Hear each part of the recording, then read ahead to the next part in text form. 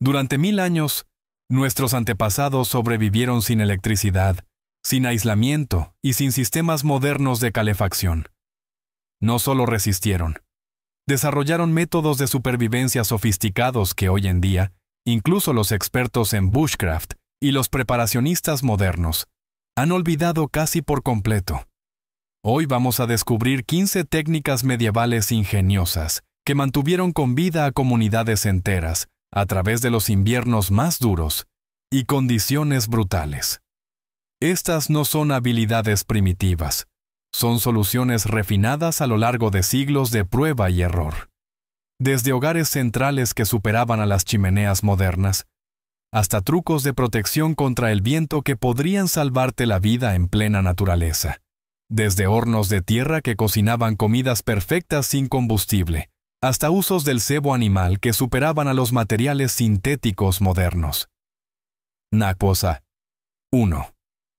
Hornos de tierra y cocción en arcilla.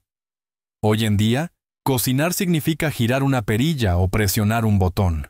Pero para los aldeanos medievales, especialmente en zonas rurales o nómadas, cocinar significaba crear las condiciones necesarias para el calor, el aislamiento y el tiempo. Una de sus técnicas más inteligentes, que aún se usa en círculos de supervivencia y bushcraft, es el horno de tierra. Un horno de tierra es exactamente lo que parece. Un agujero en el suelo que se convierte en un horno completamente funcional. El proceso comenzaba cavando un pozo, cubriéndolo con piedras y encendiendo una fogata en su interior. Después de varias horas, las piedras se calentaban intensamente, lo suficiente como para cocinar a fuego lento carne, raíces, granos o panes planos. Una vez que el fuego se reducía a brasas, la comida se envolvía en capas de hojas, corteza o tela, a veces incluso arcilla, para protegerla y atrapar la humedad. Luego se colocaba dentro del pozo, se cubría con tierra y se dejaba cocinar durante horas, a veces toda la noche. Esta técnica tenía múltiples ventajas, no requería herramientas de metal, conservaba el combustible atrapando el calor y cocinaba los alimentos de manera uniforme y lenta, haciendo que carnes duras se volvieran tiernas y que los granos difíciles se volvieran digeribles. También era más segura. En tiempos de conflicto o necesidad de sigilo, una fogata enterrada generaba mucho menos humo y luz visibles. Pero los hornos de tierra no eran solo herramientas de supervivencia, eran parte del ritmo comunal. En muchas aldeas, pozos compartidos se usaban durante banquetes o grandes jornadas de trabajo, permitiendo cocinar para muchos usando un mínimo de combustible. Estos hornos subterráneos se convertían en puntos de encuentro, donde no solo se cocinaban alimentos, sino que también se contaban historias, se hacían planes y se forjaban alianzas. Una técnica relacionada era envolver carne o pescado en arcilla y colocarlos directamente sobre las brasas. Cuando la arcilla se endurecía, sellaba los jugos en el interior. Al romperla, la cáscara endurecida retiraba la piel y escamas, dejando un alimento tierno, sabroso y sin necesidad de herramientas modernas. Ambos métodos reflejan una verdad más profunda. Los medievales sabían cómo usar lo que tenían alrededor. Tierra, piedras, hojas y fuego no eran obstáculos, eran recursos, y ese tipo de conocimiento no caduca. Hoy en día, los hornos de tierra todavía se usan por supervivencialistas, campesinos y comunidades indígenas en todo el mundo. Sin electricidad, solo paciencia, preparación y entendimiento primitivo. Es un recordatorio de que no necesitas acero inoxidable ni electricidad para preparar una buena comida. A veces, solo necesitas una pala y fuego. 2. Refrigeración natural. Antes de los refrigeradores y congeladores, evitar que los alimentos se echaran a perder era uno de los mayores retos de supervivencia. Pero la gente medieval tenía métodos ingeniosos de baja tecnología para extender la vida útil de la comida, usando nada más que la naturaleza. El primer método era simple: almacenamiento subterráneo. Los alimentos, especialmente tubérculos, lácteos y carne, Se guardaban en bodegas o fosas cavadas en la tierra, forradas con paja, hojas o arcilla. Debajo del suelo, la temperatura se mantenía fresca y estable, incluso durante los veranos más calurosos. La humedad se controlaba mediante respiraderos o capas de grava, lo que reducía el crecimiento de moho y bacterias. Muchas casas medievales tenían bodegas cavadas bajo el suelo, accesibles mediante trampillas. Estos espacios no solo almacenaban alimentos, almacenaban tiempo. Un repollo que se marchitaría en un día al aire libre podía durar un mes en la oscuridad y frescura de la tierra. Para aldeas sin bodegas permanentes, se usaban vasijas de barro o piedra enterradas hasta el cuello, a menudo a la sombra de árboles o muros. La mantequilla se envolvía en tela húmeda, los huevos se sumergían en agua de cal, y la leche podía enfriarse en cubetas bajadas dentro de pozos o arroyos, la versión medieval de un refrigerador. Incluso el agua corriente era clave. Arroyos y ríos se usaban para mantener frías bebidas como vino, cerveza o productos lácteos. Cajas de piedra o canastos tejidos se sumergían en el agua corriente, donde el movimiento constante prevenía el crecimiento de bacterias. La conservación no solo dependía del frío, también del flujo de aire. Los granos, hierbas y nueces se colgaban en espacios secos y elevados, a menudo cerca de chimeneas o vigas. El aire cálido y seco los curaba de forma natural, evitando la acumulación de humedad e infestaciones de insectos. Este método funcionaba por meses, incluso años, con solo una cuerda y paciencia. Lo que hacía tan efectivos estos trucos no era la tecnología, sino una profunda comprensión de los patrones naturales. La gente medieval observaba la temperatura, el viento, la humedad y la luz no como datos, sino como instinto. Sabían cuándo abrir la bodega, cuándo enterrar, cuándo envolver y cuándo secar. En un apagón moderno o estilo de vida desconectado, estos mismos principios siguen siendo válidos. La comida no necesita electricidad, necesita el ambiente adecuado. Y eso es algo que nuestros ancestros dominaron con tierra, agua e intuición. En un mundo cada vez más dependiente de la refrigeración artificial, la refrigeración natural medieval nos recuerda que, a veces, la supervivencia está a solo unos grados bajo tierra. 3. Filtración de agua de bajo costo. Tener acceso a agua limpia no estaba garantizado en la Edad Media. Ni de cerca. Los arroyos arrastraban desechos de animales, los pozos podían contaminarse, y los estanques estancados eran criaderos de enfermedades. Sin embargo, la gente logró sobrevivir durante siglos. ¿Una de sus herramientas de supervivencia más efectivas? La filtración de agua de baja tecnología. El concepto era básico, pero brillante. Primero eliminar las impurezas visibles, luego reducir el olor y el sedimento mediante un proceso de filtración natural.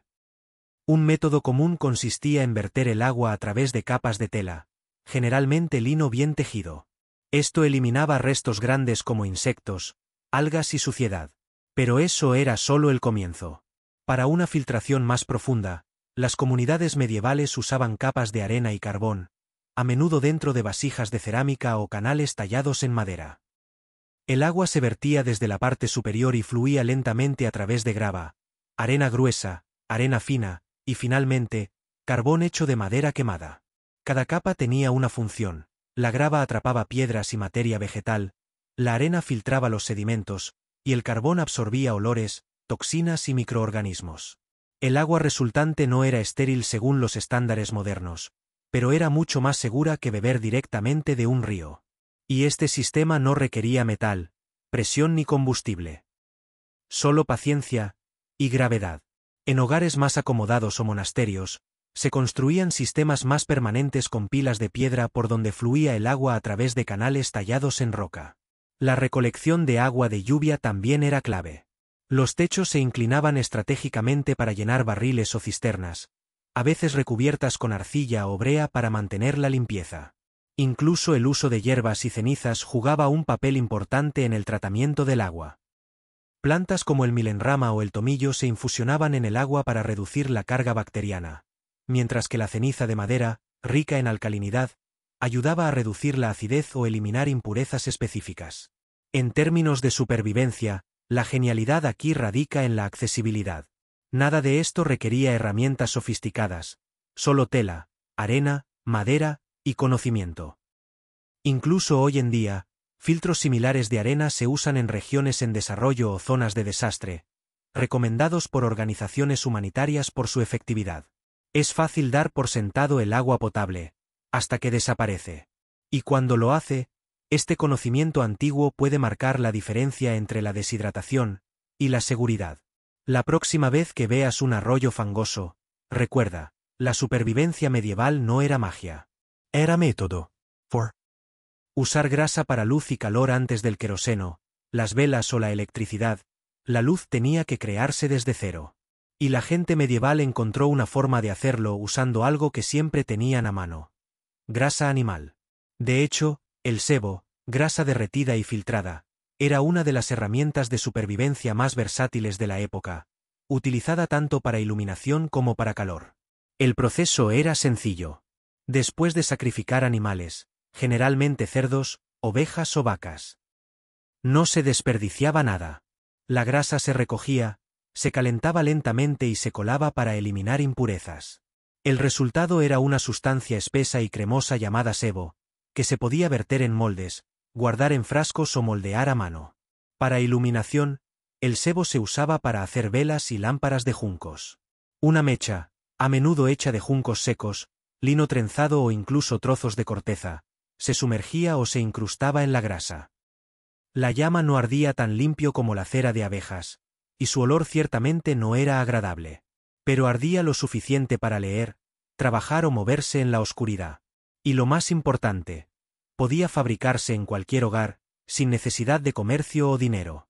En situaciones de supervivencia, el sebo tenía otro beneficio: podía comerse. Aunque desagradable, una pequeña cantidad de grasa derretida aportaba calorías y energía. Esto convertía al sebo en una especie de ración de emergencia durante inviernos prolongados, asedios o viajes largos.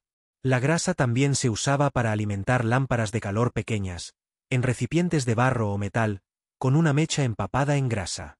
Estas lámparas calentaban pequeños espacios o cocinaban comidas simples. Combinadas con una superficie reflectante, como metal pulido o una pared blanca, podían iluminar un área sorprendentemente grande. Pero la genialidad del sebo no terminaba ahí. También se usaba para impermeabilizar botas y ropa, lubricar herramientas, calmar la piel agrietada y preservar el cuero. Un solo recurso, decenas de usos. En las comunidades modernas de preparación y vida fuera de la red, el sebo aún se valora como un recurso duradero y multiuso. Se conserva bien, enciende fácilmente y proporciona una combinación crítica de luz, calor y energía cuando todas las demás fuentes se han agotado. Los campesinos medievales no solo se las arreglaban.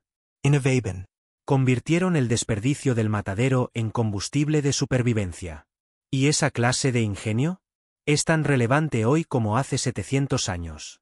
5 fuegos de señal y códigos de humo mucho antes de las radios, los teléfonos o los walkie-talkies.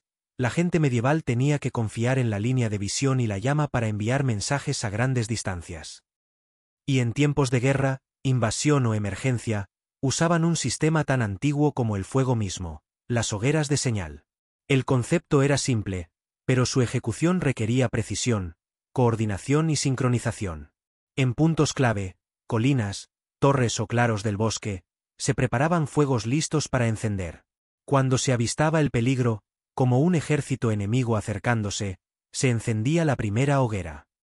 Esa llama, visible a kilómetros, era vista por el siguiente puesto de vigilancia, que encendía su propia hoguera, y así sucesivamente. En cuestión de horas, regiones enteras podían ser alertadas sobre amenazas inminentes. Los castillos podían preparar sus defensas, los aldeanos evacuar y las milicias movilizarse, todo sin una sola palabra hablada. Pero no eran simplemente llamas aleatorias. Con el tiempo, se desarrollaron sistemas complejos. La cantidad de fuegos, el patrón del humo o el tiempo entre señales podían indicar amenazas específicas. Una sola hoguera podía significar peligro, 2 encendidas en rápida sucesión significaban fuerza armada. Un retraso entre señales podía indicar dirección o distancia. Esta práctica fue tan efectiva que se mantuvo en uso durante siglos, incluso en campañas militares del siglo XVIII y XIX. Y no fue exclusiva de Europa. Pueblos indígenas de todo el mundo, de África a Asia y las Américas, Desarrollaron métodos similares con señales de humo codificadas, lo que la convierte en una táctica de supervivencia verdaderamente global. Pero esta técnica no era solo militar. En comunidades aisladas, el humo se usaba para pedir ayuda, marcar límites territoriales o convocar reuniones estacionales. La clave era visibilidad, tiempo e interpretación. En términos de supervivencia hoy en día, este truco ancestral sigue siendo increíblemente útil. Las hogueras de señal pueden emplearse en rescates en la naturaleza, comunidades sin conexión o en situaciones de apagón total. Un fuego bien construido que genere humo blanco o negro puede ser visto por aeronaves, excursionistas o pueblos vecinos, y puede salvar vidas cuando falla toda comunicación. Solo se necesita un espacio despejado, combustible seco y algo verde para quemar y generar humo espeso. Y, por supuesto, conocimiento. Un conocimiento que la gente medieval dominaba sin tocar nunca un teléfono. Cuando no puedes pedir ayuda, la luz puede hablar por ti. Y en la Edad Media, sabían exactamente lo que decía. 6 primeros auxilios Herbels en ausencia de hospitales, médicos o productos farmacéuticos. La gente medieval recurría a lo que siempre habían usado, las plantas. El botiquín medieval no era de plástico ni de metal. Era un jardín, a veces cultivado, muchas veces salvaje, y sus ingredientes se transmitían no por receta, sino por memoria y tradición.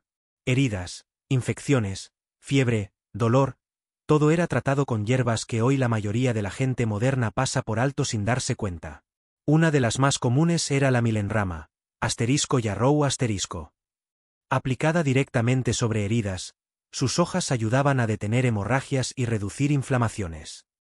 En una época donde incluso un pequeño corte podía ser fatal, esta planta solía llevarse en bolsas de forraje o atada al cinturón.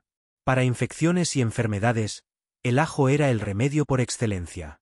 Machacado en pasta o infusionado en vino, actuaba como potente antimicrobiano y estimulante del sistema inmunológico. El tomillo y la salvia también eran empleados en infusiones o tónicos para tratar problemas respiratorios y dolores de garganta, especialmente útiles durante los largos inviernos en casas llenas de humo. Queimaduras o irritaciones cutáneas. El consuelda, *con frey*, era la solución. Conocido como soldahuesos, sus raíces se machacaban en cataplasmas para reducir la hinchazón y acelerar la curación. El llantén, una hierba común, no el plátano, era otro favorito. Sus hojas extraían veneno de picaduras de insectos, ampollas e incluso mordeduras de serpiente.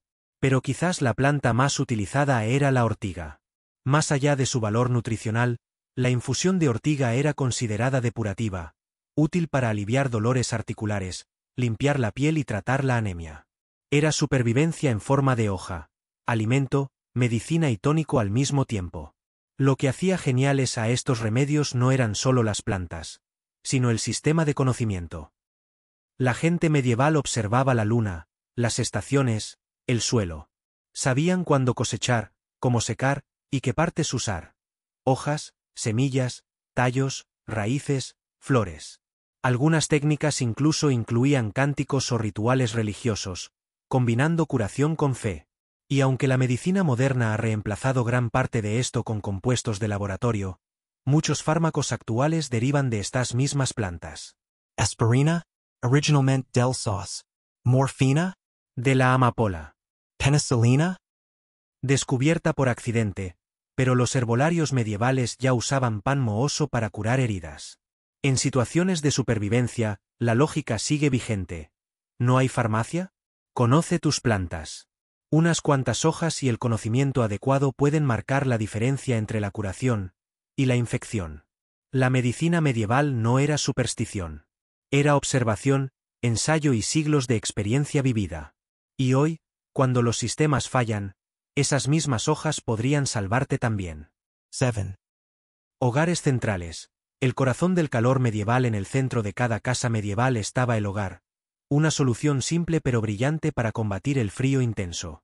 A diferencia de las chimeneas modernas, que se ubican contra una pared, los hogares medievales se construían en el centro de la habitación principal. Esto permitía que el calor se distribuyera de forma más pareja, calentando todos los rincones del espacio. Los hogares se construían con piedras que absorbían el calor de las llamas y lo irradiaban durante horas, incluso después de que el fuego se extinguía. Era como tener un calentador natural en el corazón del hogar. Sin embargo, había un problema: el humo. Como las casas medievales no contaban con chimeneas eficientes, el humo se elevaba lentamente y escapaba por un agujero en el techo, dejando el interior cubierto de hollín y con un fuerte olor a quemado.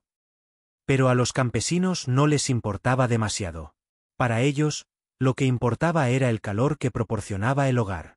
Era el lugar donde la familia se reunía para cocinar, comer y contar historias. El hogar no solo era una fuente de calor, era el corazón de la vida doméstica, un símbolo de seguridad durante los crudos inviernos. Y aunque el hogar mantenía el interior cálido, los campesinos también sabían cómo aprovechar el calor del exterior. 8. Calefacción solar. Aprovechar la energía del sol mientras el hogar calentaba el interior de las viviendas. Los campesinos medievales también sabían cómo aprovechar el calor del sol. Su arquitectura, aunque rudimentaria, era sorprendentemente eficiente para capturar y almacenar energía solar. Las casas se diseñaban para maximizar la exposición solar durante el invierno, cuando el sol está más bajo en el horizonte. Grandes ventanas orientadas al sur permitían que la luz del sol entrara y calentara el interior. Las gruesas paredes de piedra o barro absorbían el calor durante el día y lo liberaban lentamente por la noche, manteniendo una temperatura más estable. Era una forma primitiva pero efectiva de calefacción pasiva, una técnica que aún se utiliza hoy en día en construcciones sostenibles. Además, usaban materiales como la madera y la paja, que tenían propiedades aislantes naturales. Estos ayudaban a retener el calor dentro de la casa y evitar que se escapara rápidamente. En regiones frías, las casas se construían parcialmente enterradas en el suelo, lo que proporcionaba una capa adicional de aislamiento contra las temperaturas exteriores. Pero la calefacción solar no era solo una cuestión de confort, era cuestión de vida o muerte. En días soleados, los campesinos abrían puertas y ventanas para dejar entrar el calor. En días nublados, confiaban más en el hogar y otros métodos. Esta combinación de técnicas demuestra que los medievales eran maestros de la adaptación. No tenían tecnología avanzada, pero usaban lo que tenían a su alrededor de manera inteligente. Y mientras el sol calentaba sus hogares, los animales también jugaban un papel clave en la calefacción. 9. Techos de paja. El aislamiento natural. Si alguna vez has visto una casa medieval en películas o ilustraciones, seguramente habrás notado los techos de paja. Esos techos no solo eran pintorescos. Eran una solución práctica y efectiva para conservar el calor durante el invierno. Hechos de paja densamente compactada, actuaban como aislante natural, impidiendo que el calor se escapara y bloqueando la entrada del frío. La paja era un material abundante y económico, lo que la hacía ideal para las viviendas campesinas. Además de ser un gran aislante térmico, también era resistente al agua, lo que ayudaba a proteger la casa de la lluvia y la nieve. Sin embargo, los techos de paja también presentaban desafíos.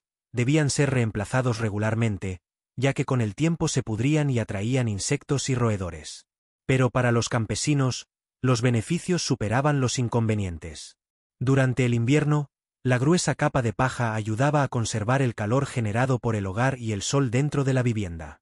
Además, la paja era un material ligero, lo que facilitaba su construcción y mantenimiento. Curiosamente, los techos de paja también cumplían una función social. Su construcción y reparación eran tareas comunitarias que reunían a vecinos y familias. 10. Suelos térmicos. Calor bajo los pies. Imagina caminar sobre un suelo cálido en una helada mañana de invierno. Para los campesinos medievales, eso no era un lujo, era una necesidad. Desarrollaron una técnica ingeniosa para calentar el suelo: piedras calientes. Esta técnica consistía en calentar grandes piedras en el hogar central y luego colocarlas bajo el piso de madera o tierra apisonada. Las piedras retenían el calor durante horas, irradiándolo hacia el ambiente y manteniendo los pies de los habitantes calientes. Era una forma primitiva de calefacción radiante, muy parecida a los sistemas de calefacción por suelo radiante que usamos hoy en día. Además de piedras, también se usaban ladrillos o arcilla para construir suelos que absorbieran y retuvieran el calor.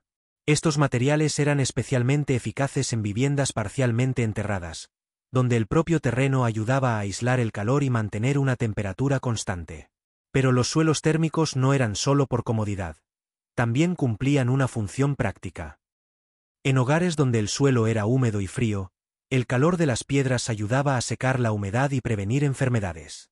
Además, el calor radiante del suelo complementaba el hogar central, creando un ambiente mucho más habitable para toda la familia. Por supuesto, esta técnica requería esfuerzo. Las piedras debían calentarse constantemente, y el piso debía construirse cuidadosamente para evitar incendios. Pero para los campesinos, valía la pena. En invierno, cada grado de calor era vital.